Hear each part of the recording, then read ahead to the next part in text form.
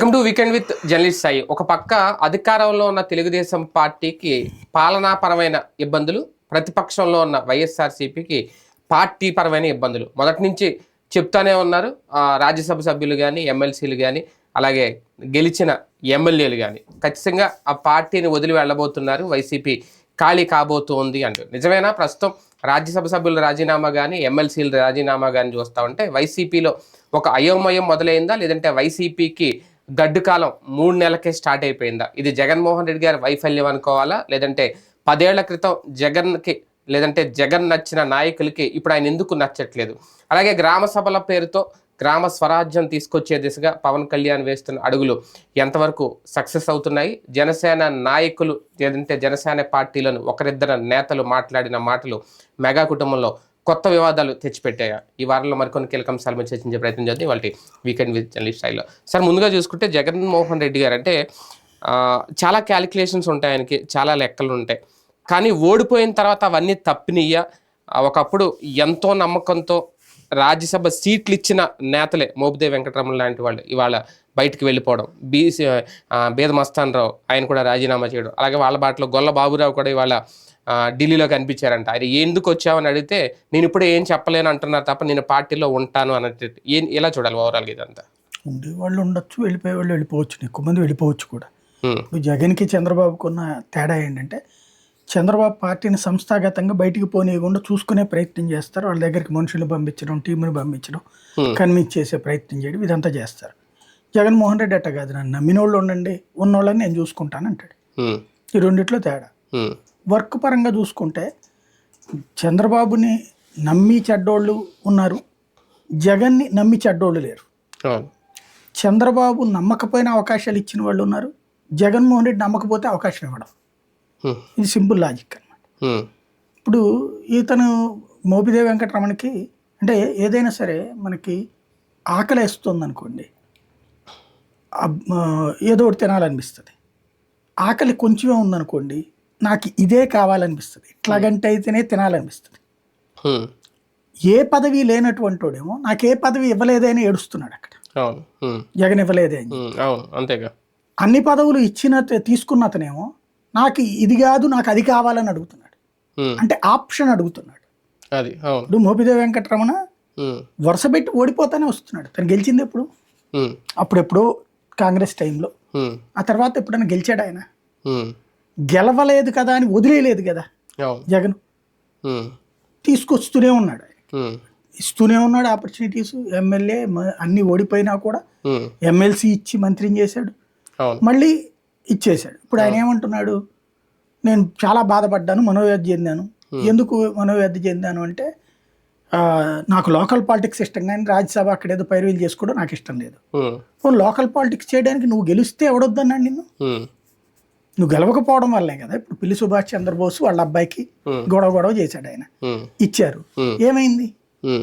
ఇప్పుడు ఈ రెండు ఒత్తిడి మేరకే కదా జరిగింది. ఇప్పుడు మోపిదేవి వెంకటరమణ పోనీ అంతకుముందు గెలిచి ఉంటాయింది లాక్కుని ఇచ్చారంటే ఒక అర్థం ఉంది. పిల్లి వెంకటరమణ పిల్లి సుభాష్ చంద్రబోస్ వాళ్ళ అబ్బాయిది మామూలు రచ్చ చేశారు అప్పుడు ఆ టైంలో. అప్పుడు ఇంతే. ఏమైపోయిందంటే తెలుగుదేశంలో ఉన్నటువంటి ఆ కంట్రోల్ ఇక్కడ లేదు బేసిక్గా. అది కుర్రోడు ఆఫ్టర్ ఆల్ అనుకుంటారా, లేకపోతే కనుక ఇతని మీద ఇప్పుడే మనం పట్టు బిగించకపోతే ఎట్లా అనుకుంటారా? ఇది ఒక తేడా. రెండోది ఏంటంటే, చంద్రబాబు అసలు ఆప్షన్ ఇవ్వడు ముందు. నేను చూసుకుంటా అంటూ నలుగురిని అక్కడ ఎంకరేజ్ చేసి అందులో ముగ్గురిని ఫైనల్ చేసి అందులో ఇద్దరిని లాటరీ తీసి ఒకళ్ళకి ఛాన్స్ ఇస్తాడు. ఒకళ్ళు పోతే ముగ్గురు ఉంటున్నారు. ఇక్కడ ఇతని ఎట్లా ఉంటుంది, ఇతను పోతే వాట్ నెక్స్ట్ అనేది కనబడట్లే. అంతే కదా.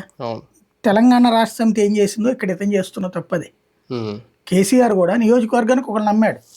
అంతకుముందు ఏళ్ల తరబడి ఉన్నటువంటి వాళ్ళని, అంటే ఉద్యమం నుంచి నమ్మిన వాళ్ళని పక్కన పెట్టి అలా వచ్చిన వాళ్ళని ఇచ్చాడు. ఉద్యమం నుంచి వచ్చాక నాకు లైఫ్ ఇవ్వలేదు వాడికి ఇచ్చాడు అన్నటువంటిది వీళ్ళ కడుపుమంట. ఇతను అవును నేను ఇక్కడ పేరుంది కాబట్టి నాకు ఇచ్చాడు కానీ ఏముందిలే అనుకున్నారు. గ్రౌండ్ లెవెల్ క్యాడర్ని బట్టి. కానీ ఇక్కడ చిన్న అనాలిసిస్ చూసుకుంటే అంటే జగన్మోహన్ రెడ్డి గారి క్యాలిక్యులేషన్స్ ఆలోచనలు అన్న రాంగ్ ట్రాక్ పడుతున్నాయి. ఎందుకంటే ఈయన అన్న మాటలు మోపిదేవి వెంకటరమణ ఈయన యాక్టివ్ పాలిటిక్స్లో ఉండాలనుకో డైరెక్ట్గానే చెప్పారు, ఇంకా టీడీపీతో కంటిన్యూ అవుతాం అనేది ఎంతవరకు అనేది ఫర్దర్ నెక్స్ట్. యాక్టివ్ పాలిటిక్స్ లో ఉండాలనుకున్న వాళ్ళని తీసుకొచ్చి రాజ్యసభలో కూర్చోబెట్టు, అంటే పరిమళనత్వాన్ని ఇలాంటి వాళ్ళకి ఇస్తే ఓకే, వాళ్ళు దానికోసం వస్తారు కాబట్టి. ఫర్ ఎగ్జాంపుల్ విజయసాయి రెడ్డి గారు మొన్నటి వరకు రాజ్యసభ, ఆయన తీసుకొచ్చి నెల్లూరు అక్కడ పెడితే ఏమైంది, ఆయన ఓటమి పాలైపోయారు. అంటే అక్కడ వాళ్ళని తీసుకొచ్చి ఎక్కడ పెట్టడం, యాక్టివ్ పాలిటిక్స్ లో ఉన్న వాళ్ళని తీసుకొచ్చి రాజ్యసభలో కూర్చోబెట్టడం, ఆ లెక్కలు తప్పుతున్నాయి. అందుకే ఇన్ని రోజులు గుప్పుడు మూసుకున్న మోపుదే ఒక్కసారిగా ఓపెన్ అయ్యారా? ఇప్పుడు ఆ ముక్క ఆయన ఆ రోజుని చెప్పేసి వద్దని ఉంటే కరెక్ట్ అయ్యేది. రాజ్యసభ ఇచ్చిన అందుకే కదా ఆయన నేను చాలా త్యాగాలు చేశాను, అది మీకు తెలియట్లేదు అన్నమాట. నేను అంటుంది అదే, త్యాగం అంటే ఏంటి, రాజ్యసభ వద్దంటాం, నాకు వద్దన్నా నాకు ఎమ్మెల్యే టికెట్టే కావాలి అని కూర్చున్నాడు అనుకోండి, అది త్యాగం ప్లస్ కరెక్ట్ గా నిలబడ్డట్టు. అంటే రాజ్యసభ సభ్యత్వం తీసుకోవడమే ఆయన రాజకీయాన్ని త్యాగం చేయడం ఆయన దృష్టిలో, రాజకీయ భవిష్యత్తుని త్యాగం చేయడం. ఇష్టం వచ్చినట్టు కాదు కదా త్యాగం అంటే, రాజకీయ భవిష్యత్తు త్యాగం. అప్పుడు ఇంకా నువ్వు ఇక్కడ వెళ్ళకూడదు కదా, నువ్వు తన రాజకీయ భవిష్యత్తు మీరు చెప్పినట్టు త్యాగం చేసేసాడు, రాజ్యసభ తీసుకున్నప్పుడు బయటికి ఎందుకు వెళ్ళడం మరి? ఇప్పుడు వెళ్ళకూడదు కదా, నువ్వు పార్టీ కష్టకాలంలో వెళ్ళిపోతున్నావు, అవును, పార్టీ కష్టకాలంలో వెళ్తున్నావు. పార్టీలో వెలుగులో ఉన్నప్పుడే నువ్వు కనుక త్యాగం అవ్వాల్సి వస్తుంది అనుకున్నప్పుడు, నాకు ఈ సీట్ వద్దన్నా, ఇస్తే నాకు ఎమ్మెల్యే, లేకపోతే వదిలేసి అంటే బానే ఉంటదిగా, అప్పుడు జెన్యూన్ అవుతుంది. అప్పుడు తీసుకుని నువ్వు దిగిపోయిన తర్వాత, ఇప్పుడు పోనీ నువ్వు గెలుస్తా ఉన్నాడు అయితే నీ సీట్ లాక్కున్నారంటే ఒక అర్థం ఉంది. ఫర్ ఎగ్జాంపుల్ ఇప్పుడు అతను అన్నాడంటే ఒక అర్థం ఉంది, ఏది మన పెనమలూరు ఆయన పార్సార్, ఎందుకంటే తను గెలుస్తానన్న నమ్మకం ఉంది, జగన్ నమ్మలేదు, ఆయన గెలిచాడు కాబట్టి అతనికి ఒక అవకాశం ఉంది. కోటరెడ్డికి ఒక ఛాన్స్ లేదు, ఆనంకి ఒక ఛాన్స్ ఉంది, ఎందుకంటే వాళ్ళు గెలుస్తూ ఉన్నోళ్ళకి మళ్ళీ ఇవ్వమంటే ఇవ్వనన్నాడు, ఇక్కడ మేము మళ్ళీ టికెట్ తీసుకుని గెలిచి చూపెట్టాం కదా అని అడిగే హక్కు వాళ్ళకు ఉంది. లైన్ లో ఉన్నారు, యాక్టివ్ పాలిటిక్స్ లో ఉన్నారు. రఘురామకృష్ణరాజుకి హక్కు ఉంది, ఎందుకు ఎమ్మెల్యే ఎంపీగా పోయినా ఎమ్మెల్యే గెలిచాడు, నాకు అప్పుడైనా ఇక్కడ ఎంపీ ఇచ్చినా గెలిచేవాడు నేను నరసాపురం అని అడగడానికి హక్కు ఉంటుంది. ఇతనికి వరుసనే ఓడిపోతున్న అతన్ని గౌరవం ఇచ్చి, నీ సామాజిక వర్గానికి గౌరవం ఇచ్చి, నీకు గౌరవం ఇచ్చి చేశాడు. పోనీ నీ సామాజిక వర్గంలో నువ్వేమన్నా ఒక బలమైన నాయకుడిగా ఎమర్జ్ అయ్యావా? లేదు, పార్టీకి నీ సామాజిక వర్గం నుంచి ఏమైనా ఓట్లు తెచ్చిపెట్టావా? ఏం లేదు కదా, అదో తీసుకున్నావు కూర్చున్నావు, అంతకుముందు మంత్రిగా ఉన్నప్పుడు కూర్చున్నావు, అలాగే ఎంపీగా ఉన్నప్పుడు కూర్చున్నావు. పని చేసింది ఏంటి ఆయన పార్టీకి? పని చేసి ఇదిగో రాత్రి పగలు కష్టపడ్డాడండి పార్టీ కోసం, ఇవాళ తీసేసాడంటే ఒక అర్థం ఉంటుంది. ఇప్పుడు మీరన్న దాంట్లోనే ఒక తేడా ఉంది. ఈయనేమో యాక్టివ్ పాలిటిక్స్ నేను కావాలనుకుంటే ఇన్యాక్టివ్ అని, ఆయన మరి ఎందుకు విజయసాయి రెడ్డి అంటే వెళ్ళట్లేదు అనుకోండి, ఆయన ఏంటి ఇన్యాక్టివ్ నుంచి యాక్టివ్ తీసుకొస్తున్నట్టు కదా, రాజ్యసభ నుంచి తీసుకొస్తున్నాను, కానీ వర్కౌట్ అవ్వలేదు కదా, ఎక్కడ అవుతుంది? ఆయన ఏంటి అక్కడైతే కనుక జగన్మోహన్ రెడ్డికే ఓట్లు తగ్గినాయి, మరి అప్పుడు వర్కౌట్ కాలేదని ఇంటికి వెళ్ళిపోతాడు రాజకీయం, లేదా ఇంతకుముందు చంద్రబాబు నాయుడికి తగ్గిందని ఇంటికి వెళ్ళిపోతాడు రాజకీయం, లేదా లోకేష్ ఓడిపోయాడని ఇంటికి వెళ్ళిపోతాడా, పవన్ కళ్యాణ్ ఓడిపోయాడు. జగన్ గారి ఫార్ములా లెక్క తప్పిందా, అది వీళ్ళకి నచ్చక ఇప్పుడు బయటకు వచ్చేస్తారు. జగన్ ఫార్ములా కాదు, ఇక్కడ బేసిక్ గా మా ఆకాంక్షలకు అనుగుణంగా జగన్ ఉండట్లేదు అంటున్నారు. అంతేనా? ఇతను కోరుకునేది ఏంది, నాకు రాజ్యసభ కాదు ఇది కావాలి. ఇప్పుడు మరి రాజ్యసభ అంటే ఏంటి, తెలుగుదేశం కూడా తీసుకుంటున్నారని అర్థం. ఇప్పుడు తెలుగుదేశం కూడా తీసేసుకుంటున్నారు, అది దానికి అతనికి ఏం పదవి ఇస్తానన్నారో తెలియదు. ఓ రకంగా చెప్పాలంటే రెండింటికి రాజీనామా చేసినట్టేనా? అంతే కదా, పార్టీ సభ్యత్వానికి పదవికి కూడా రెండు వదులుకున్నట్టే. ఇప్పుడు ఇందులో రెండు రకాలు ఉంటది, ఒకటి భయం వేసి ఉండాలి తన ఏరియాలో, ఇక తనకు మళ్ళీ ఛాయిస్ ఉండదు అన్నటువంటిది. ఆయన సత్యప్రసాద్తో మాట్లాడానన్నాడు, వీళ్ళిద్దరి మధ్యన ఒప్పందం కుదుర్చుకున్నారేమో, నెక్స్ట్ ట్రిప్ మోపిదేవికి సీట్ ఇచ్చేసేటట్టు. అంతే కదా, మరి ఇంకేం యాక్టివ్ పాలిటిక్స్ వరుసగా గెలుస్తున్నాయి. మరి అదే లాస్ట్ టైం కూడా గెలిచాడు ఆయన. అదే మరి అప్పుడు ఆయన ఏమన్నా రాజ్యసభకి వెళ్ళిపోతా నువ్వు తీసుకొని చెప్పాడా? ఎందుకంటే ఆయనతో మాట్లాడానన్నారు, కొన్ని యాక్టివ్ పాలిటిక్స్ అనుకుందాం ఫర్ ఎగ్జాంపుల్. ఆయన యాక్టివ్ పాలిటిషియనే కదా, మరి ఇప్పుడు ఆయన యాక్టివ్ పాలిటిక్స్ తీసేసి ఈయనకి ఇస్తాడా? ఎందుకు ఇస్తారు మరి వెళ్ళి ఇంకప్పుడు ఏంటి యాక్టివ్ పాలిటిక్స్, నాకు అర్థం కాలేదు. పోనీ ఇదివరకు యాక్టివ్ పాలిటిక్స్ నువ్వు అంతే ఓడిపోయినా నీకు మంత్రి ఇచ్చారు అంటే ఈయన బాటలోనే బేదం మస్తానరావు గాని గొల్లబాబురావు లాంటి వాళ్ళు ఉండడం, దాన్ని ఎలా చూడాలి? ఇప్పుడు పార్టీ నుంచి బయట నుంచి వచ్చిన వాళ్ళని తీసుకున్నాడు జగన్మోహన్ రెడ్డి, ఇచ్చాడు లైఫ్, వాళ్ళేమో దీన్ని ఒక మజిలీగా తీసుకున్నారు, అంతేనా, పని అయిపోయింది వెళ్ళిపోతున్నారు అంతే. ఇప్పుడు బేదం మస్తానరావు ముందు తెలుగుదేశం ఎమ్మెల్యే కావాలి, ఆ తర్వాత తనకి అక్కడ ఓడాడు, రాజ్యసభ ఇచ్చాడు జగన్మోహన్ రెడ్డి, ఎందుకని డబ్బున్నోడని ఇచ్చాడు. డబ్బు ఏమన్నా పార్టీకి ఖర్చు పెట్టాడేమో కూడా, మేబీ నియోజకవర్గానికి అప్పట్లో ఏమనేవాళ్ళు అంటే 500 కోట్లు ఎంతో రాజ్యసభకి, పరిమళనత్వానికి తీసుకోలేదు, కృష్ణయ్యకి తీసుకోలేదు, మోపిదేవికి తీసుకోలేదు, పిల్లి సుభాష్ చంద్రబోస్ తీసుకోలేదు, ఇట్లాంటి వాళ్ళకి కాకుండా మిగతా వాళ్ళకి ఇక్కడ అది కూడా అక్కడ వాళ్ళకి ఇప్పించారు ఎమ్మెల్యే క్యాండిడేట్లు కదా అని చెప్తారు. డబ్బులు ఖర్చు పెట్టాను వచ్చాను అయిపోయింది కదా, ఇప్పుడు వాళ్ళు రాజీనామా చేస్తే వాళ్ళు ఇస్తానన్నారేమో టీడీపీ వాళ్ళు రాజ్యసభ. మోపిదేవి అయితే శాంతం వద్దనుకుంటున్నాడు, ఇతనికి అట్లా వద్దనుకుంటున్నట్లేదు కదా. లేదా బ్లాక్ మెయిలింగ్ ఏమన్నా లొంగారా అంటే ఇప్పుడు కొన్ని భయపెట్టి రాజీనామాలు చేపిస్తున్నాయి ఉంటున్నాయి కదా, అట్లా లాక్కునేటటువంటి కూడా అట్లాగే ఏదైనా జరిగిందా చూడాలి. అంటే భవిష్యత్తులో ఆర్ కృష్ణయ్య లాంటి వాళ్ళు కూడా ఉంటారు అని ఏమన్నా గ్యారంటీ ఉందా రేపొద్దున్న? ఇప్పుడు ఇద్దరు మాత్రం బహిరంగంగా ప్రకటించారు, ఒకళ్ళు విజయసాయి రెడ్డి, ఇంకోళ్ళు మేడ రఘునాథ్ రెడ్డి. వాళ్ళిద్దరూ మేము వెళ్ళమన్నారు. వైవి సుబ్బారెడ్డి వెళ్ళాలనుకుంటున్నాను నేను.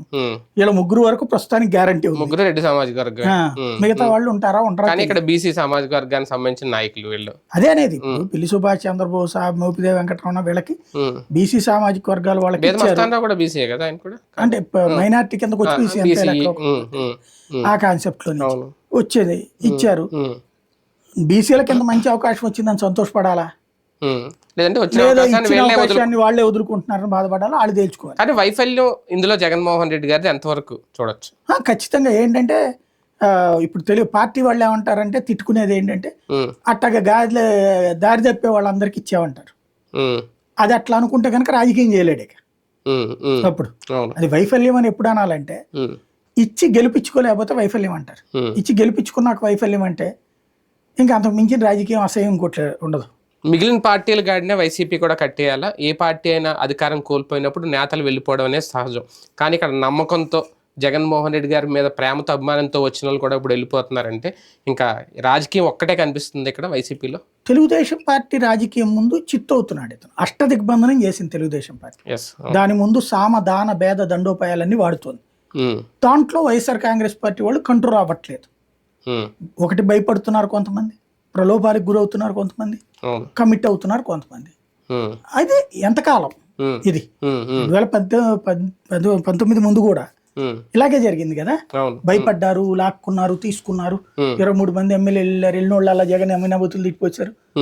ఏమైంది రాజకీయం అనేటువంటి? రాజకీయం ఎప్పుడు వన్ సైడెడ్గా ఉంటుందా? అదే కదా. కానీ వైసీపీ ఏర్పడమే జగన్ అనే వ్యక్తితో ఏర్పడింది. అది ఆయన మీద నమ్మకంతో చాలా మంది వచ్చారు. మోపిదేవి అలా వచ్చిన ఆయన, పిల్లి సుభాష్ చంద్రబోస్ అలాంటిది. అప్పుడు అంత నమ్మకంతో నచ్చిన జగన్ ఇప్పుడు సడన్గా నచ్చట్లేదు. ఆయన మాటలు చూస్తే నేను చాలా త్యాగాలు చేశాను. ఇది అంటే వ్యక్తిగతంగా కూడా ఏమన్నా జగన్ వీళ్ళకి నచ్చట్లేదా నాయకులకి?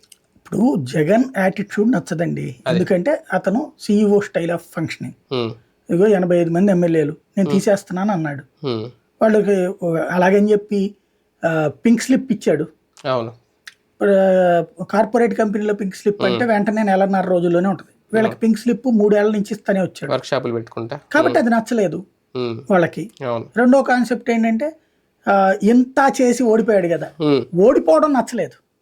గెలిస్తే మూసుకుని కూర్చుందరు, ఓడిపోవడం నచ్చలేదు. ఎమ్మెల్సీలు ఎమ్మెల్యేల నుంచి కూడా థ్రెట్ ఉందా జగన్ కి? వాళ్ళు కూడా రేపో మాపో వెళ్ళిపోతారు. ఎమ్మెల్యేల దాంట్లో ఖచ్చితంగా ప్రస్తుతం వరకు అయితే కంట్రోల్లో ఉన్న ఈయన కనుక నెక్స్ట్ అసెంబ్లీ సమావేశాలకు వెళ్ళకపోతే వెళ్ళిపోతారు నాకు తెలిసి. కనీసం 6 అప్పుడు 2/3 వెళ్ళిపోవచ్చు.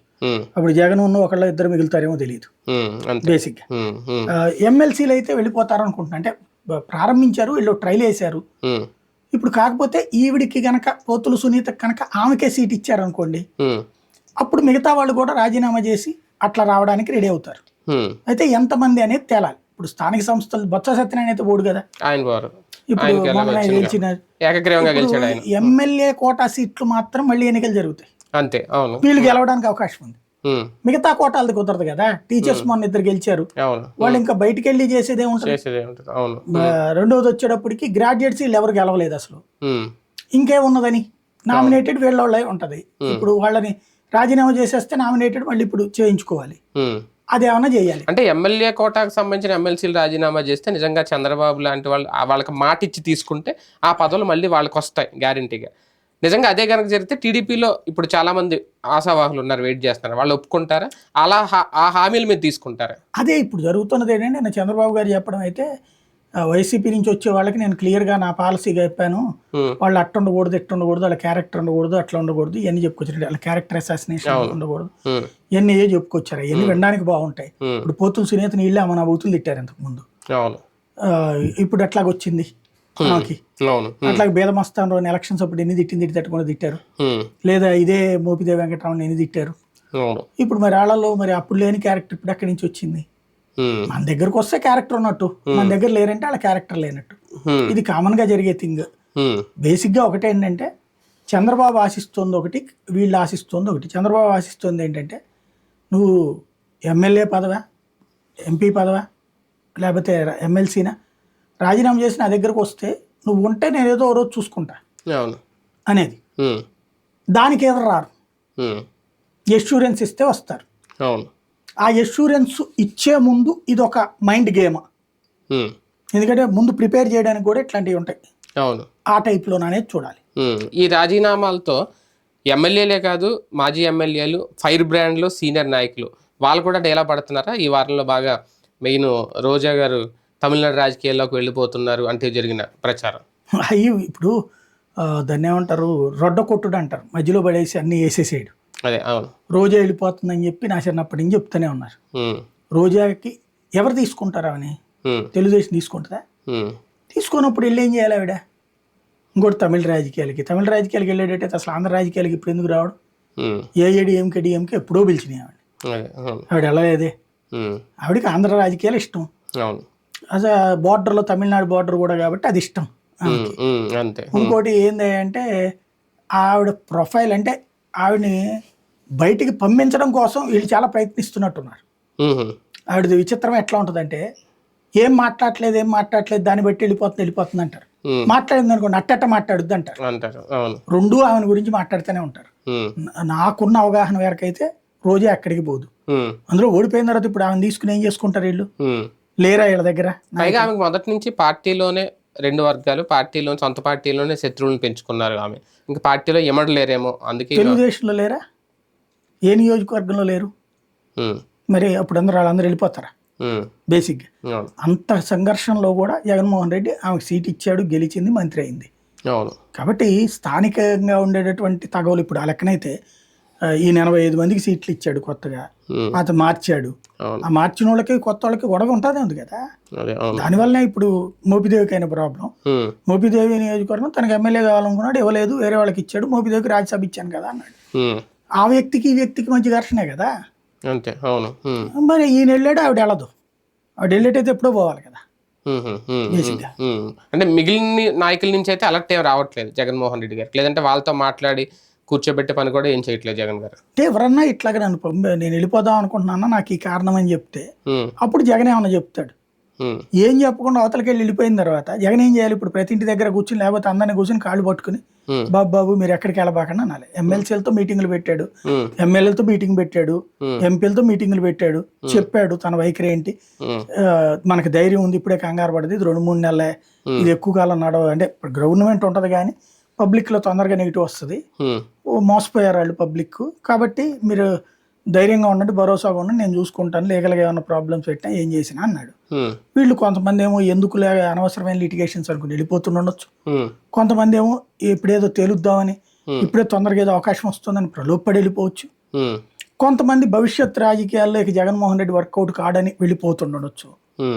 వాళ్ళల్లో ఎవరు ఏంటి అన్నటువంటిది ఇప్పుడు ఆల్రెడీ నిన్న మోపిదేవి ఇష్యూ తర్వాతన ఇప్పుడు నియోజకవర్గాలు ఫైనల్ చేసే పనిలో పడ్డాడు. జోగి రమేష్కి మొన్న అంతకుముందు అతను అడిగింది మైలవరం కాకుండా వసంత కృష్ణ ప్రసాద్ ఉన్నాడని అతను తీసుకెళ్లి పెడంలో కూర్చోబెట్టి మొదటిసారి పెనంలూరు వేసాడు.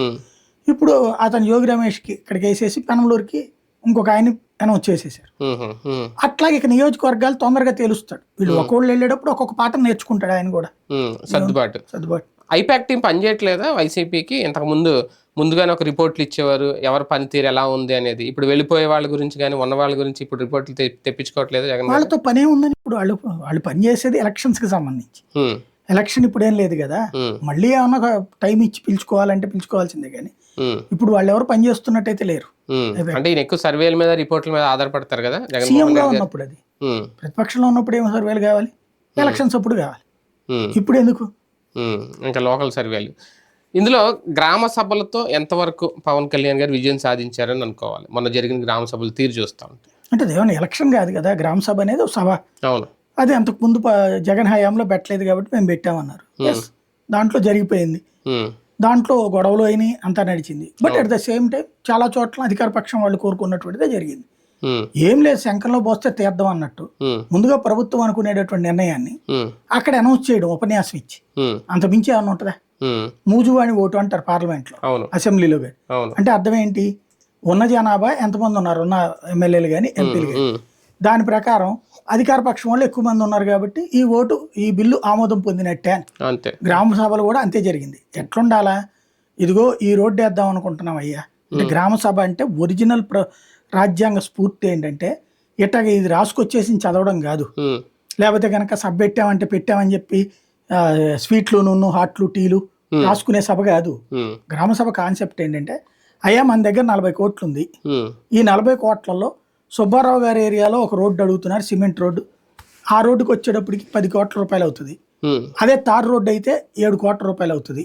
అదే సందర్భంలో ఇటు పక్కన అస్సలు రోడ్డు లేదు మాకు, అక్కడేమో సగమన్న రోడ్డు ఉందని అడుగుతున్నారు రామారావు గారు. వీళ్ళ ఏరియాలో అయితే కనుక రోడ్డు వేయాలంటే 15 కోట్లు అవుతుంది.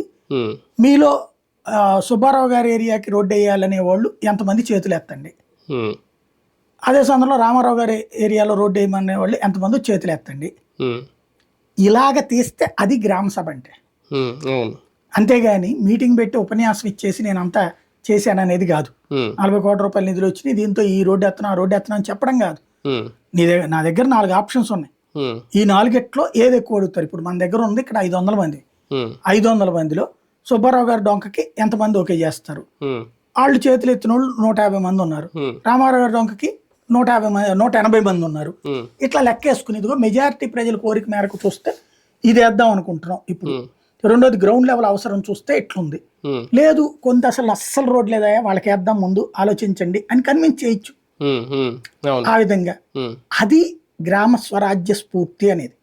ప్రస్తుతం గ్రామ స్వరాజ్య స్ఫూర్తిలో తొలి అంకంలోకి అడుగుపెట్టాం. అసలు అంటూ గ్రామ సభ పెట్టడం మలి అడుగుల్లోనన్నా ఆ దిశగా వేస్తే బాగుంటుంది. కానీ జగన్ గారి హయాంలో జరగంది ఈ గ్రామ సభలో. ఇందులో మెయిన్ ఏంటంటే సర్పంచులకు, లేదంటే వార్డు మెంబర్లకు, ఎంపీటీసీలకు వీళ్ళకి గుర్తింపు ఇచ్చింది ఈ కూటమి ప్రభుత్వం అనేది. వాళ్ళు చాలా హ్యాపీగానే ఉన్నారు అనేది వాళ్ళ వెర్షన్. నిజంగా అదే కనుక జరిగితే గ్రౌండ్ లెవెల్లో మాకు ఓటు బ్యాంక్ ఉంది, ఆ 40% దాని ద్వారా వచ్చిందనే దానికి రేపు పొద్దున గండి పడతా. 40% దాని ద్వారానే వచ్చిందని చెప్పి జగన్ అంటున్నాడని నేను అనుకోను.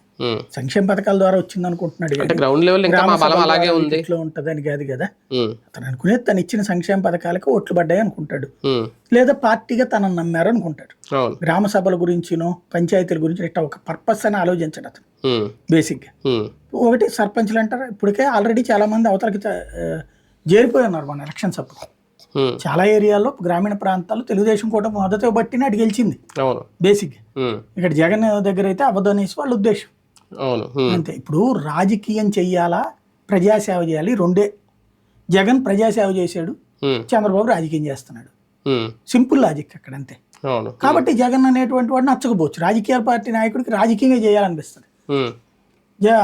ప్రజల సేవ, ప్రజా సర్వీస్, ఇదిగో ఈ సర్వీస్ చేస్తే ప్రజలకు బాగుపడతారు, ఈ సర్వీస్ చేస్తే ప్రజలకు బాగుపడతారు అనేటటువంటిది దాన్ని రాజకీయ కోణంలో చేయాలనుకుంటాడు చంద్రబాబు నాయుడు. అసలు ఈ రాజకీయం ఎందుకు మధ్యలో, ఇదంతా ఎలక్షన్ అయిపోయాక రాజకీయం ఉండకూడదు, అడ్మినిస్ట్రేటివ్ గా ఉండాలనుకుంటాడు జగన్మోహన్ రెడ్డి. జగన్ విధానాన్ని ఓడించారు కాబట్టి, చంద్రబాబు విధానాన్ని గెలిపించారు కాబట్టి అదే రైట్ అనుకునే వాళ్ళు చంద్రబాబుతో ఉంటారు, జగన్ నుంచి యువతలకు వస్తారు. లేదు అది కరెక్ట్ కాదు, ప్రజలకు అందాల్సిన సేవ. ఇప్పుడు గొడవలు జరుగుతున్నాయి పార్టీలకు అతీతంగా అనే చోట, అవతల పార్టీ వాళ్ళకి. ఇప్పుడు వైఎస్ఆర్ కాంగ్రెస్ పార్టీ వాడైతే పెన్షన్లు ఆపేయడము, లేకపోతే కనుక తెలుగుదేశం వాళ్ళ దగ్గరికి వెళ్ళి చెప్పించుకో అని చెప్పడము, లేకపోతే కనుక మంచినీళ్ళు ఆపేయడం, ఇట్లాంటివి ఏవో జరుగుతున్నాయి. అట్లాంటివన్నీ ఇంతకు ముందు లేదు కదా, ఇప్పుడు జరుగుతున్నాయి. కాబట్టి రాజకీయం అంటే కక్ష సాధింపు కాదు అనేటటువంటి ద్వారా వీళ్ళు మాట్లాడగలగాలి. వీళ్ళకు ఉంటే కనుక ఇటు ఉంటారు, అది రాబోయే రోజుల్లో తెలుస్తుంది. తాజాగా జరిగిన కేబినెట్ భేటీలో 2 కీలక అంశాలు ప్రస్తావనకు వచ్చాయి. ఒకటి ఏంటి అంటే, చంద్రబాబు నాయుడు గారు మళ్ళీ పాత బాబు గారు బయటకు వస్తున్నారా, ఎమ్మెల్యేలు మంత్రులు క్రమశిక్షణ తప్పుతున్నారా, వాళ్ళకి వార్నింగ్లు ఇచ్చారు అనేది ఒకటి. అంటే ఎమ్మెల్యేలు వాళ్ళ భార్యలు కానీ, మంత్రులు వాళ్ళ భార్యలు కానీ చేసిన కారణం ఏదైనా జాగ్రత్తగా ఉండాలి అని చెప్పారనేది. రెండోది టెండర్ల విధానం రద్దుకు సంబంధించి కూడా వాళ్ళు తీసుకున్న నిర్ణయం, దాని గురించి మాట్లాడింది. ఫస్ట్ చూసుకుంటే నిజంగా ఎమ్మెల్యేల క్రమశిక్షణ తప్పుతున్నారని గుర్తించారా బాబు గారు? అదొక పార్టీకి చెడ్డ పేరు తెచ్చేస్తున్నారని గమనించారా? నిజంగా వార్నింగ్ ఏంటి? ఇప్పుడు తప్పుని కవర్ చేయాలంటే ఆ తప్పుని కవర్ చేస్తున్నారన్నటువంటి ఒక ఫీల్ క్రియేట్ చేయడం, ఫీల్ గుడ్ ఫ్యాక్టర్ అంటారు. జగన్కి లోంది ఈయనకున్నదే అదే. ఇప్పుడు జగన్ అనంతబాబు ఇష్యూనో అంబటి రాంబాబు మాట్లాడినప్పుడు, ద్వారంపూడి చంద్రశేఖర్ రెడ్డి మాట్లాడినప్పుడు ఇట్లా మందలించాడని రాయించుకోవచ్చు కదా. అక్కడ ఎవడన్నా పోనీ ఆయన మందలించాడా లేదు తెలియదు, రాయించుకొని కూడా రాయించుకోలే. చంద్రబాబు గారు తిట్టింది మీరు ఎవరన్నా విన్నారా? ఎవరన్నా లేదు. మరి మిగతాదంతా బయట ఇచ్చిన ఆయన అదే ఎందుకు ఇవ్వలా? మిగతా అన్ని మాట్లాడినటువంటి ఆయన అది బయట ఎందుకు ఇవ్వలా? ఇది కేవలం పేపర్లకు లీక్ ఇచ్చారు. బాబు గారు ఆగ్రహం వ్యక్తం చేశారు. లీక్ ఇచ్చారా, వీళ్ళే రాశారు ఆయన పేరును, అంతే. ఎవరికి తెలుసు? బేసిక్గా ఆయనే నిజంగా స్పందిస్తే పతిపాటి పుల్లారావుని పిలిపించాలి. ఏంటయ్యా ఏంది ఇది పద్ధతి అని అడగాలి. ఆయన ఎవరు అప్పుడు బస్సుకు సంబంధించి బస్సుల మంత్రి రామ్ పుల్లారెడ్డి, ఆయనకి సంబంధించి ఏమైంది వాళ్ళ ఆవిడ అప్పుడు ఇట్లాగే అన్నారు, ఇట్లాంటి కఠినంగా ఉంటానన్నారు అని. ఆయన కఠినంగా ఉంటానన్నారు, మళ్ళీ ఇది ఎట్ట జరిగినాయి? లేకపోతే ఆయన జేసీ ప్రభాకర్ రెడ్డి ఓపెన్ గా బయట ఇచ్చి అందరికి తాట తీస్తాను, మీరు అందరు ఆగండి, లేకపోతే చెప్పండి నేను కూడా తప్పుడు పని చేస్తాను, మా వాళ్లే తింటున్నారు అని ఓపెన్ గా చెప్పాడు ఆయన. మరి ఏం యాక్షన్ తీసుకున్నాడు? ఈయన ఆపాడా? ఇసుక తింటున్న 25 మంది తెలుగుదేశం కాంట్రాక్టర్లను ఏమన్నా లోపలేవి ఇచ్చారా? అదే వాళ్ళ తరపున అస్మిత్ రెడ్డి పిలిచి వారిని. మరి ఇంక ఇందులో ఎక్కడ న్యాయం జరిగింది నాకు అర్థం కాలే. 25 మంది మీద కేసు పెట్టాల. పోతే జేసీ ప్రభాకర్ రెడ్డికి పిలిపించి మాట్లాడింది లేదు, అస్మిత్ రెడ్డికి పోలీసులు క్షమాపణ చెప్పారు. ఇంకేంటి ఇక్కడ నలిగిపోతుంది ఏంటి? ఉద్యోగి ఏం చేయాలి? ఇదే తెలుగుదేశం వాళ్ళని కనుక ఆపితే నా కొడక నువ్వు వైఎస్ఆర్ కాంగ్రెస్ పార్టీ వాడురా, అందుకని మా లారీలు ఆపుతున్నావు, వాళ్ళని ఆపావు నువ్వు అని బూతులు తిడుతున్నారు. ఇక్కడ మొన్న బూతులు ఆడియోలతో సహా వచ్చినాయి కదా YSR Congress party. Follow up గా ఎందుకు అంటే ఓకే పేపర్లోనే వచ్చిన ఆయన తిట్టారో లేదో తెలియదు, వార్నింగ్లు ఇచ్చారు. దానికి ఫాలో అప్ గా ఎస్ఏలకి సిఏలకి వాళ్ళు మెమోలు ఇవ్వడం ఉన్నతాధికారులు. అంటే ప్రభుత్వం జోక్యం లేకుండా అలా జరగదు కదా. ఒక మంత్రి గారి భార్య పుట్టినరోజు వేడుకలకు అటెండ్ అవ్వడం తప్పు చేసింది ఎవరు, మెమో ఇచ్చింది ఎవరికి నాకు అర్థం కాలేదు. పోలీసులకి అంటే మంత్రి గారి భార్య వేడుకల్లో వాళ్ళు ఎందుకు పాల్గొన్నారు? వాళ్ళే పిలిచారు. ఎవరు పిలిచారు? మంత్రి గారి భార్యకి అవును ప్రాబ్లం అనిచినా కదా వెళ్ళింది. అవును అంటే అప్పుడు మంత్రి గారి భార్య తప్ప పోలీసు తప్ప? అంటే పోలీసులు విధుల్లో ఉండగా ఎలా వెళ్తారని కదా ఇప్పుడు మెమోలు ఇచ్చింది. మిగతా చోట్లన్నీ ఎందుకు పిలిపిస్తున్నారు? ఇప్పుడు అస్మిత్ రెడ్డి మంత్రి గారు పుట్టినరోజుకి వెళ్తే ఓకే, అది ప్రోటోకాల్ లాగా వెళ్తుంది. మంత్రి గారి భార్యకి వెళ్ళారు, ఎందుకు వెళ్ళాలి అసలు? పుట్టినరోజులకి ఎందుకు వెళ్ళాలి పోలీసులు? ఏంటి వాళ్ళ డ్యూటీ కాదు కదా. ప్రాక్టికల్ గా జరుగుతున్నది ఏంటి? నువ్వే ప్రతి నియోజకవర్గంలో ఉన్న అధికారులు ఆ నియోజకవర్గ ఎమ్మెల్యే మాట వినమన్నారు, వినకపోతే ఉద్యోగాలు ఇవ్వట్లేదు.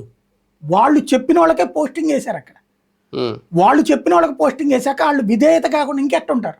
అంతే, విధేయత లేదంటే పైరువీలు కోసం. అక్కడ కనుక మర్డర్ జరిగింది అనుకోండి, సూసైడ్ అని రాయమంటే రాస్తారు వాళ్ళు, లేదా శవాన్ని తీసి కాలంలో పడేసి డ్రోనింగ్ అని రాయమంటే రాస్తారు వాళ్ళు. అంతే. ఏ రోజైతే నువ్వు నీ వ్యవస్థలన్నీ కూడా రాజకీయ నాయకుడు చెప్పు చేతుల్లోకి రావాలని డిసైడ్ అయ్యావు, పచ్చబెళ్ళ పట్టుకుని ఏ ప్రభుత్వ ఆఫీస్ కన్నా వెళ్ళు, కూర్చోబెట్టి కాఫీ ఇచ్చి నీకు గనక పని జరగకపోతే నా దగ్గరికి రా, వాళ్ళ సంగతి ఏందో తెలుస్తా అన్నారు. దాన్ని ఏమైనా ఆపారా? అచ్చెన్నాయుడితో ఏమైనా తప్పండి పొరపాటు అయ్యిందని చెప్పించారా? లేదా చంద్రబాబు గారు మీటింగ్ పెట్టారు, కలెక్టర్ మీటింగ్, ఏమైనా చెప్పారా? ఎవడన్నా పచ్చబిళ్ళ పట్టుకుని వస్తే తాట తీయండి మీరు, ఏ బిళ్ళ అక్కర్లేదు, పచ్చబిళ్ళ వద్దు, నీళ్ళు బిళ్ళ అక్కర్లేదు, స్టఫండ్గా ఉండండి అని ఏమైనా చెప్పారా? అక్కడ కూడా కూర్చుని జగన్మోహన్ రెడ్డి అంత రాక్షసుడు అని ఉపన్యాసం ఇచ్చాడు ఆయన. ఆ హయాంలో ఎట్లాంటిది ఎట్లాగా కేసులు పెట్టాలి ఆయన చెప్పాడు ఆ రోజున. చంద్రబాబు నాయుడు గారు చేసిన పని ఏంటి? వైసీపీ వాళ్ళని ఎలా గిరికిచ్చాలి అన్నది పరోక్షంగా ఎక్స్ప్లెయిన్ చేశాడు. ఆ రోజున లేని ఇష్యూ ఉదాహరణ చెప్పుకొచ్చింది అదే కదా బేసిక్ గా. దాన్ని బట్టి ఏమర్థం అవుతుంది? కేసుని ఎలా కట్టాలో, ఎలా ప్రచారం చేయాలి అది తెలుగుదేశం వాళ్ళే చెప్పుకొచ్చారు. ఇప్పుడు అప్పుడే కదా ఎంపీడీఓని వేధింపులు అని చెప్పి ఏమని తేలింది? అది హనీ ట్రాప్ అని తేలింది. కానీ ఏం ప్రచారం చేశారు? స్వయంగా చంద్రబాబే మదనపల్లి స్వయంగా మనుషులు పంపించారు ఈయనే అక్కడికి. ఏం తేల్చారు ఇప్పటిదాకా? అంటే నువ్వు ప్రభుత్వ ఉద్యోగ పనిచేస్తావు చేయవో నాకు అనవసరం. రోజు నువ్వు వైఎస్ఆర్సీపీ వాడిని వేధించు, వైసీపీ వాళ్ళ ఆర్తనాదాలు నువ్వు ఎంత తెప్పిస్తే నువ్వు అంత సిన్సియర్ అనే పరోక్ష సిగ్నల్ ఇచ్చాక స్వయంగా ఇంకేం నడుస్తుంది అక్కడ? డెమోక్రసీ అనే పాయింట్ ఎక్కడి నుంచి ఉంటుంది ఇక్కడ? కానీ అధికార పార్టీ పరువు పోవట్లేదా? తెలుగుదేశం పార్టీ పరువు తీయట్లేదా? ఇవన్నీ చూస్తూ ఉంటాయి. సింహం మావాడి సింహం అస్మిత్ రెడ్డిది ఎవరు పెట్టారో తెలుసా? వాట్సాప్ గ్రూపులో సొంత పార్టీ కార్యకర్తలు సింహం ముందు తల వంచాడు, ఉమ్, ఏంటి ఆడేవాడు ఆఫ్టర్ ఆల్ ఉమ్, అని. ఉమ్, అది సగర్వంగా చెప్పుకుంటున్నారు కానీ మీరు అన్నట్టు పరుగు పోయినట్టు ఫీల్ అవ్వట్లేదే. అంటే బాబు గారు ఏమైనా ఫీల్ అయ్యారేమో అని నేను అంటున్నా. అది కూడా వార్నింగ్ పేపర్ ఫీలింగ్ ఇచ్చారేమో. అంటున్నా నేను. పేపర్ ఫీలింగ్ తప్పించి నిజమైతే ఉమ్, అస్మిత్ రెడ్డిని పిలిచి ఏందా ఇది అని అడగాలి. అవును. ఉమ్, లేదా ఇప్పుడు అతను ఏం చేశాడు, వీడియో కాల్ చేసి చూపించి రికార్డ్ చేసి అది వేసాడు, సిఐ నాకు క్షమాపణ చెప్పాడు. అవును. అట్లా పోనీ చంద్రబాబు గారు ఏమైనా వీడియో కాల్ చేసి ఉమ్, ఏం అస్మిత్ రెడ్డి నువ్వు కుర్రోడు నువ్వు పెట్టండి పనులు చేయొచ్చా అని ఏమన్నా అడిగారా అయినా? ఉమ్, అది ఏమైనా రికార్డ్ చేసి చూపించారా? ఉమ్, లేదా పోనీ అతన్ని పిలిచి మందలించారని ఏమైనా చెప్పారా? ఉమ్, లేకపోగా ఉమ్, ఆ సదర్ సిఐని అట్లా క్షమాపణ చెప్పని అడిగింది ఎవరు? ఉమ్, డిఎస్పీను లోకల్ పోలీసులే. ఉమ్, ఇంకంటే ఏంటి అర్థం? ఉమ్, పోనీ అదేమన్నా తప్పని చెప్పారా? అవును. ఇప్పుడు ఇందులో మెమో ఇచ్చామన్నారు, కేక్ కట్ చేయించిన, ఉమ్, అక్కడ మరి మెమో ఇవ్వాలిగా. అవును. అట్టట క్షమాపణ చెప్పిస్తావు నువ్వని ఉమ్, లేదు కదా. ఉమ్, కేసుకి తీరుకి మారిపోతూ ఉంటది. ఉమ్, కేవలం మీరు ఎలా అనుకోవాలంటే ఈ రోజున రాష్ట్రంలో ధర్మం 4 పాదాల నడుచుచున్నది, అంతే. ప్రజలందరూ సుఖ సంతోషాలతో ఉంటిరి, కడుపు నిండా భోంచేస్తున్నారు, కంటి నిండా నిద్రపోతున్నారు. జగన్ అనే రాక్షసు నుండి రాష్ట్రం కాపాడబడినది. ఈ కాపాడబడిన రాష్ట్రంని దేవతలు పరిపాలించబోచున్నారు, పరిపాలించడం ప్రారంభించారు. ప్లెడ్జ్ చేయాలా? భవిష్యత్తులో దైవ పాలన రాబోచున్నది, ఉమ్, భగవంతుడి ఆశీస్సులతో ఈ ప్రభుత్వం నడుచుచున్నది అదే అని మనం అలా సైకలాజికల్ గా ప్రిపేర్ ప్రిపేర్ అయిపోవాలి. అయ్యి, లేదా మీరు ఏ హిప్నాటిస్ట్ దగ్గరకు వెళ్ళి అలాగే చెప్పించుకుని hypnotize అయిపోవాలి. సైకలాజికల్ గా ప్రిపేర్ అయ్యారనుకోండి, ఉమ్, చంద్రబాబు ఏంట్రా ఉమ్, సీఎం అయ్యుండి కూడా సొంత వాళ్ళకి వార్నింగ్లు ఏమి ఇచ్చాడు అనుకుంటున్నారా? ఉమ్, అదిరా జెన్యూనిటీ అంటే, మగాడంటే అదిరా. అవును. అదే జగన్ గారు ఉన్నాడు చూడరా అని మీలో మీరు ఫీల్ అవుతారు రేపు. కానీ అధికారంలోకి వచ్చిన తర్వాత టీడీపీ నేతలు కంట్రోల్ తప్పుతున్నారా? నిన్న మంత్రులకు మార్కులు వేస్తానన్నారంట చంద్రబాబు నాయుడు గారు. దాని ఉద్దేశం ఏంటి? త్వరలో అన్న మళ్ళీ కేబినెట్ పునర్వ్యవస్థీకరణ లాంటిది ఏమన్నా ఉంటుందా? మంత్రులు ఇలా సీన్ ఏం లేదు. ఆయన ఇంత ముందు 1995 నాటి సీఎం చూస్తారన్నారు కదా, అప్పుడు ఇట్లాగే ఇచ్చేవాడు. నెల ర్యాంకింగ్ వేసి అదేదో సంస్థ లేకపోతే ఈయన దగ్గర ఉన్న అసిస్టెంట్ తో ర్యాంకులు ఏవి ఇచ్చేవాడు. మంత్రికి ఒకటో స్థానం, 2వ స్థానం, 3వ స్థానం ఇట్లా ఈయన కొన్ని పారామీటర్స్ పెట్టేవాళ్ళు. ఒకటి టైంకి సెక్రటరీకి వస్తున్నాడు లేదా, పని చేస్తున్నాడు లేదా, ఎన్ని ఫైళ్లు క్లియర్ చేశాడు, అదే సందర్భంలో డిపార్ట్మెంట్ తో ఇంటరాక్షన్ ఎట్టా ఉంది, గ్రౌండ్ లెవెల్లో తన అడ్మినిస్ట్రేషన్ కారణంగా మంత్రివర్గం ద్వారా పని ఏం చేసగలిగాడు ప్రజలకి, ఇట్లాంటి ఒక 5-6 పారామీటర్స్ పెట్టి మొత్తం 10 పారామీటర్స్ పార్టీ వాళ్ళకి ఎట్లా పని చేస్తున్నాడు ఇవన్నీ కలిపి 10 పారామీటర్స్ పెట్టేసి దాంట్లో ఆయన మార్కులు వేసేసి దాన్ని పేపర్లకు లీక్ ఇచ్చేవాడు. ఈనాడు, ఆంధ్రజ్యోతి వీటిట్లలో 1వ ర్యాంకులో దేవేంద్ర గౌడు, చివరి ర్యాంకులో సో మంత్రి అని చెప్పి రావడం, దానికి ఆయన మందలించాడు, బాగా మార్చుకోవాలన్నాడు. ఇట్లాగా అంటే ఒక డైవర్షన్ పాలిటిక్స్ అనేది ఒక గేమ్. ఇప్పుడు అసలు కావాల్సింది ఏంటి? తల్లికి వందనం ఏంటి? వాళ్ళ స్కూల్కి పిల్లలు పోవట్లేదు, డబ్బులు కట్టుకునే పరిస్థితి లేదు, లేదా గవర్నమెంట్ స్కూల్కి పోదామంటే అది ఎట్లుంటుందో తెలియట్లేదు ఇప్పుడు.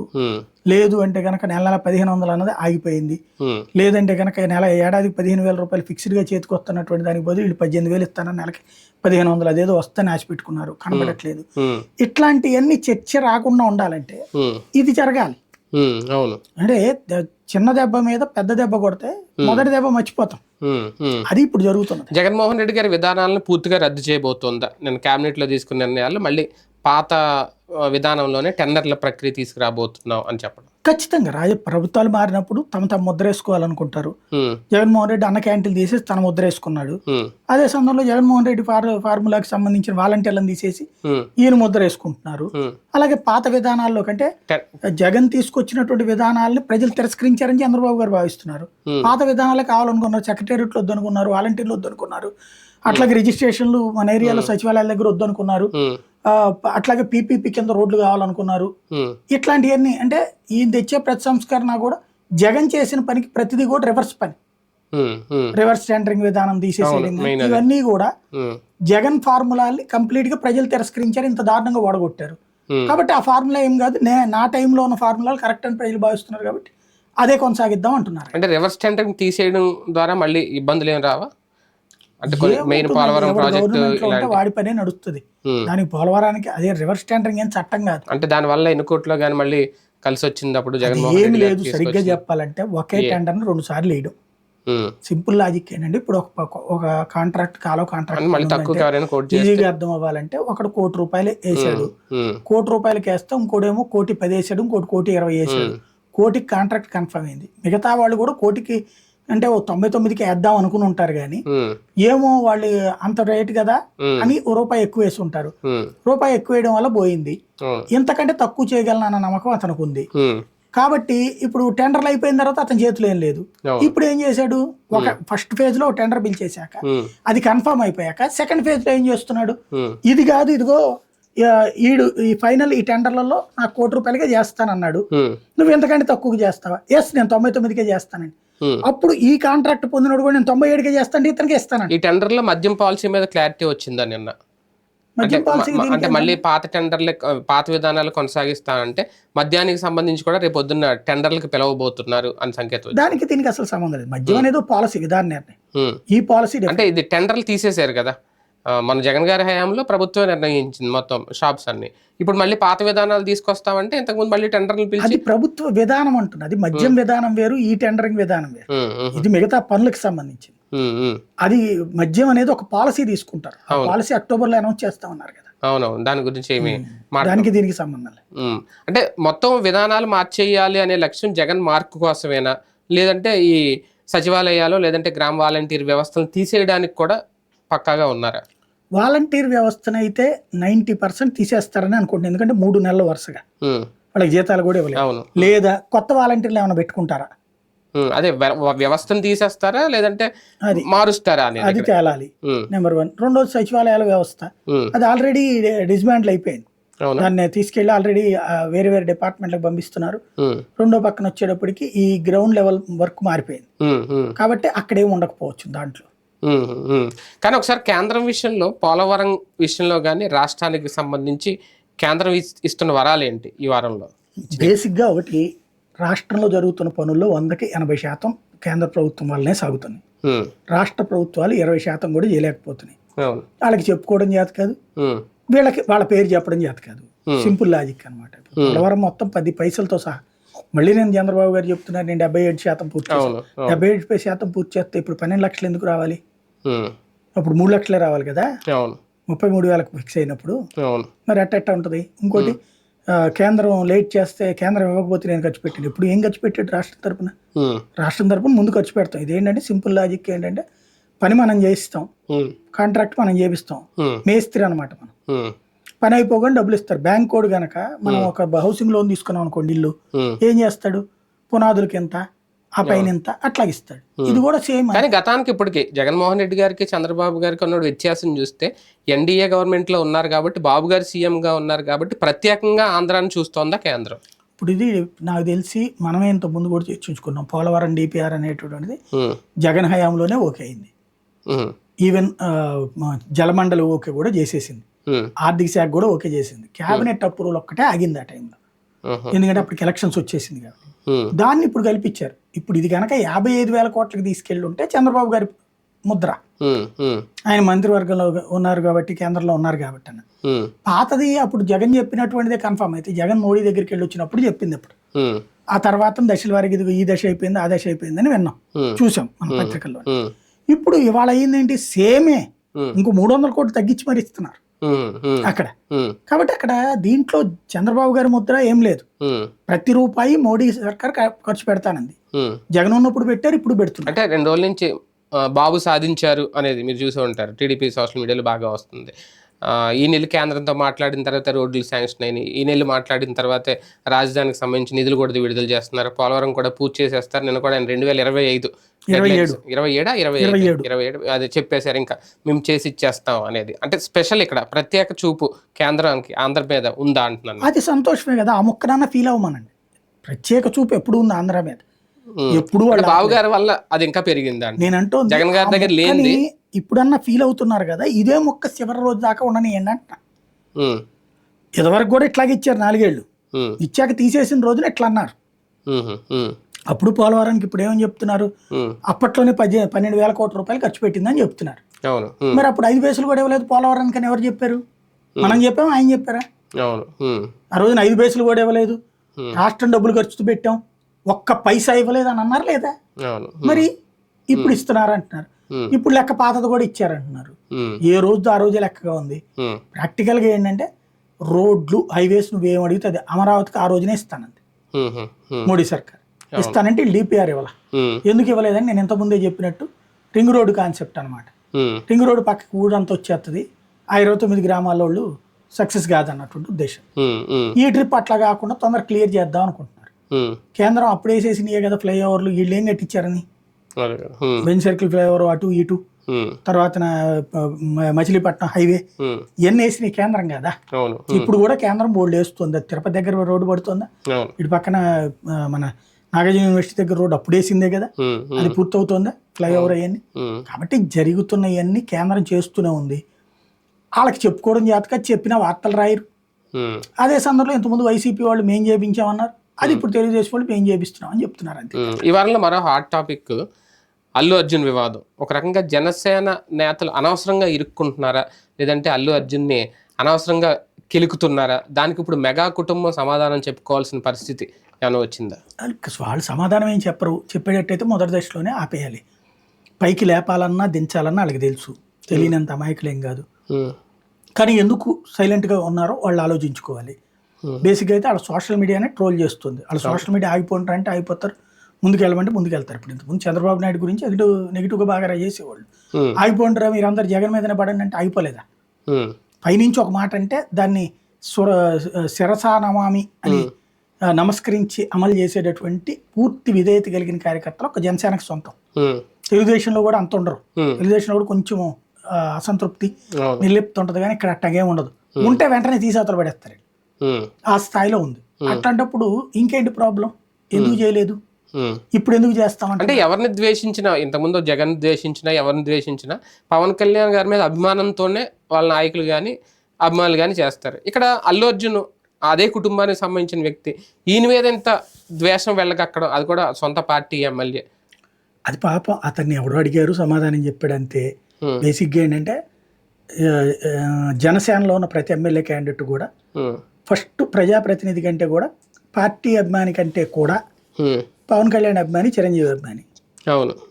కాబట్టి వాళ్ళ అభిమానం కోసం అక్కడ విధేయత ప్రదర్శించాలి.